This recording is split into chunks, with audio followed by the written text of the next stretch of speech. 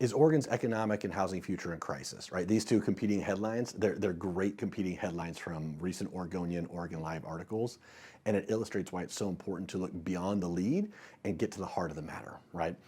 What really happens here between these two headlines is we've got two different metrics of population growth through inbound migration into Oregon, right? You've got the U.S. Census Bureau's estimates and Portland State University population researchers' estimates, and both are using slightly different demographic data sets and models. The Census Bureau primarily uses tax return addresses, while the population researchers use that info along with employment data, school enrollment, along with housing information to come to their conclusions, right?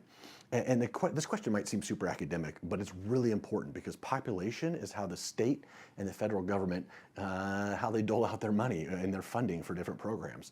And Oregon is dependent upon an influx of residents because we're one of many states that annually has more deaths than births. So if we want to keep up our level of services, we need people coming in. What's really easy to do is get into this debate that swirls around whatever echo chamber. Are we growing? Are we not? And we forget to look deeper. It's human nature. But what really, these articles are great examples of getting caught up in that debate and not looking into it, right? What's the real thing going on here? It's the language, right? The language used in these articles is fascinating. The Census Bureau estimate is that Oregon had a net loss of 6,000 residents, or about 0.1%, which was described as shedding population. To me, shedding is a pretty alarming term. In contrast, you've got the PSU researchers that believe Oregon's population grew by 22,000 residents during that same time frame, which is about 0.52% growth. That 0.52% population growth was described as tepid, which is not very flattering to me. Yet that tepid growth is 5 times higher than the alarming 1% population decrease reported. It just comes down to what sells advertising. In this case, describing reasonable under the circumstances growth as tepid and reasonable under the circumstances losses as dangerous will make headlines better and sell more advertising.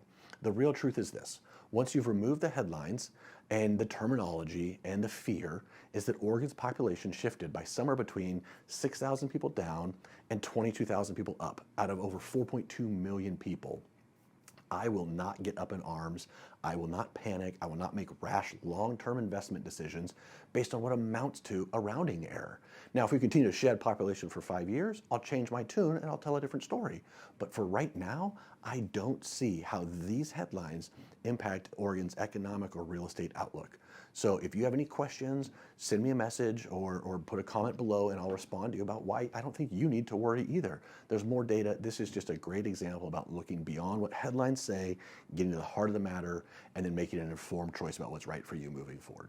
Thanks, and make it a great one.